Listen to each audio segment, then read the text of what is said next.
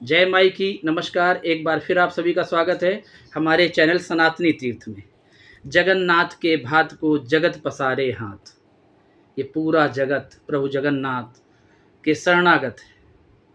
उनके भात का एक कण खाने के लिए हर व्यक्ति आतुर है। प्रभु जगन्नाथ इस समय उड़ीसा पुरी में विराजे जगन्नाथ जी अपनी मौसी के घर गए हुए हैं।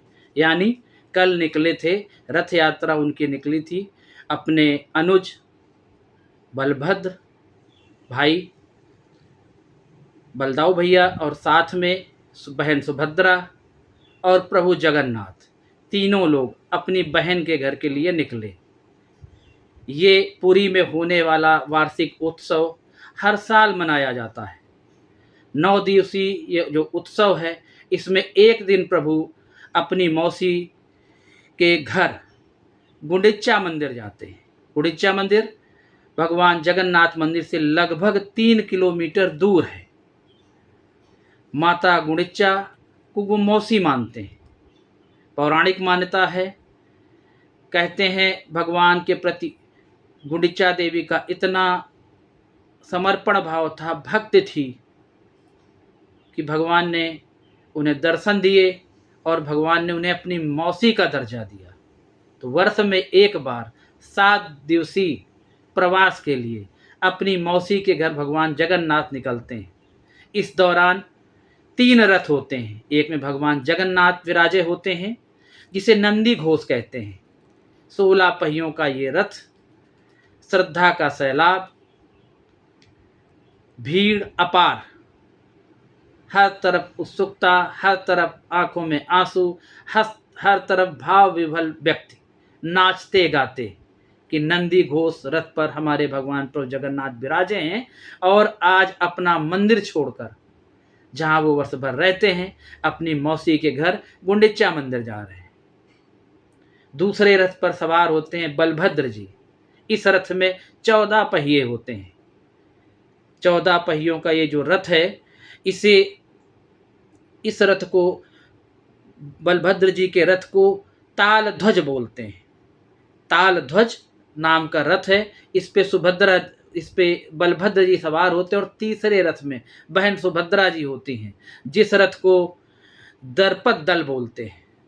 दर्पद दल, इसमें 12 पहिए होते हैं। और जब ये तीनों रथ गुंडिचा मंदिर के लिए, यानी भगवान जगन्नाथ की मौसी के घर के लिए निकलते हैं, तो पूरा पुरी नहीं, पूरा उड़ीसा नहीं, देश दुनिया के 12 से 15 लाख श्रद्धालु उस रथ को स्पर्श करने के लिए, प्रभु के दर्शन करने के लिए या रथ को छूने के लिए, रस्सी को स्पर्श करने के लिए बेचैन हो उठते हैं, आह्लादित हो उठते हैं। इसकी वजह भी है, ऐसी मान्यता है कि भगवान के रथ को स्पर्श कर लेना या उस रस्सी को स्पर्श कर लेना, या किसी ने रथ की रस्सी को स्पर्श कर रखा है और आपने उसको स्पर्श कर लिया, तो आपको बैकुंठ के बराबर, एक अश्वमेध यज्ञ के बराबर पुण्य की प्राप्ति होगी। रस्सी खींचना, प्रभु के रथ को खींच कर ले जाना, ये एक प्रक्रिया जो है, ये आध्यात्मिक रूप से मोह अहंकार का तिरस्कार करना या इन्हें त्यागना, इस बात का संदेश देती है। इसके लिए 12 से 15 लाख लोगों की भीड़ इकट्ठा होती है और भगवान इन 3 रथों में, हर अलग रथ में, एक में बहन, एक में प्रभु जगन्नाथ, एक में भाई, प्रभु के तीनों रथ जाते हैं अपनी मौसी के घर। 3 किलोमीटर की इस यात्रा को पूरी करने के बाद जब प्रभु मौसी के घर पहुंचते हैं, तो 7 दिन वहां प्रवास करते हैं। इस प्रवास में भगवान जगन्नाथ का विशेष सत्कार मौसी के घर होता है। मौसी माँ तुल्य होती है, पूरा वात्सल और ममत्व पाते हैं प्रभु जगन्नाथ। नाथों के नाथ जगन्नाथ इसीलिए कहे गए हैं।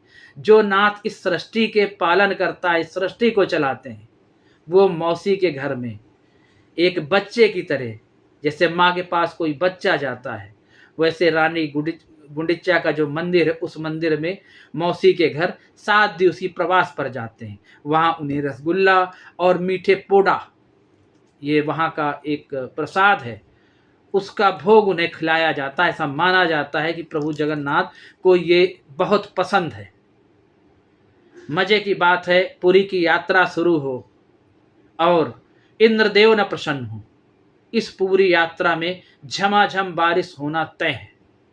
3 किलोमीटर की यात्रा शुरू होती है। भगवान इंद्र भी नतमस्तक हो जाते हैं प्रभु जगन्नाथ के सामने और वर्षा करके अपना स्नेह या प्रभु जगन्नाथ के प्रति आदर व्यक्त करते हैं।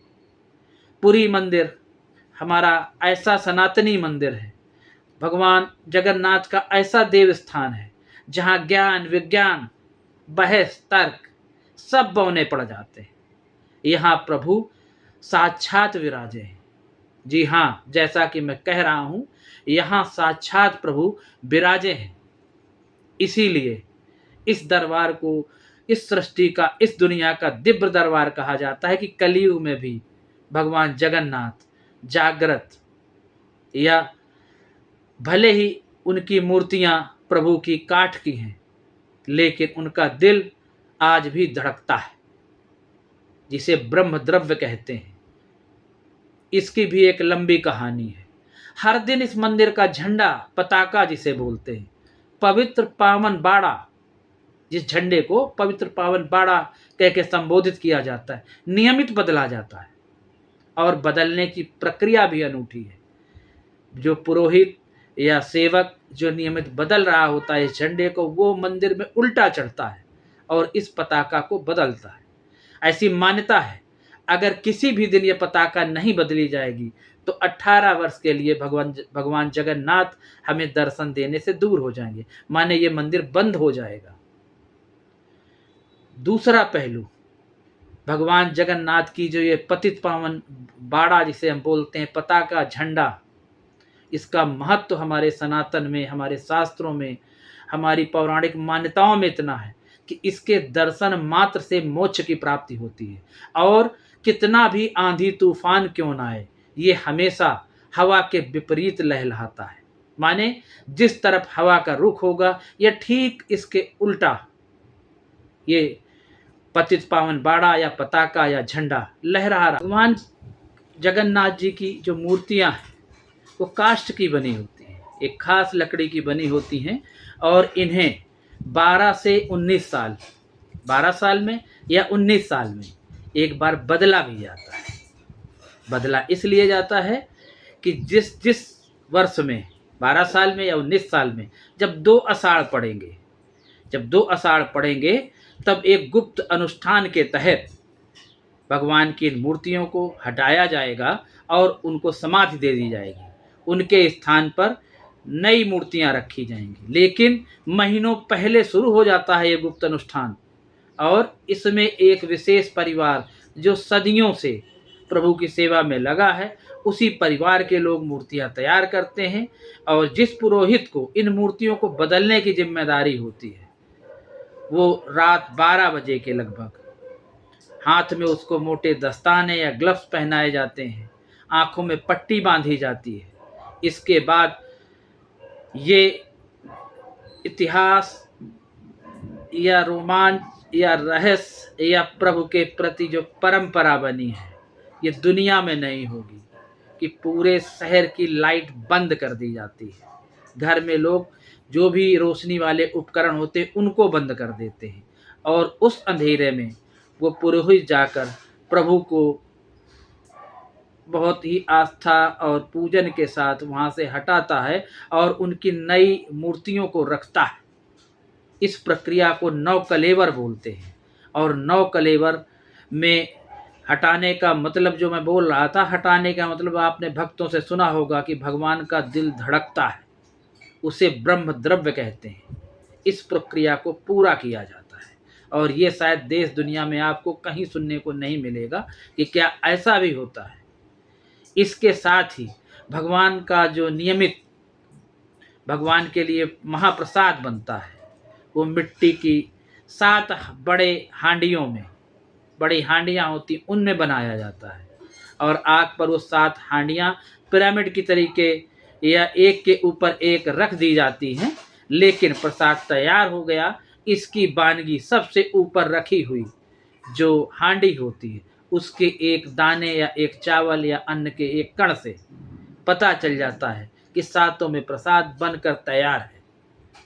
प्रभु की लीला अपरंपार है। जगन्नाथ नीलाचल प्रभु सबको, इस सृष्टि को चलाने वाले, सत सत नमन।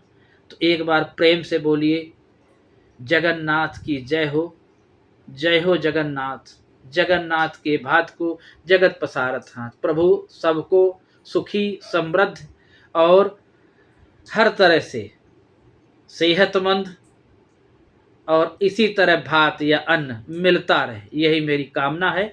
मेरे सनातनी तीर्थ चैनल से जुड़े रहिए। जय माई की तो चिंता काहे की।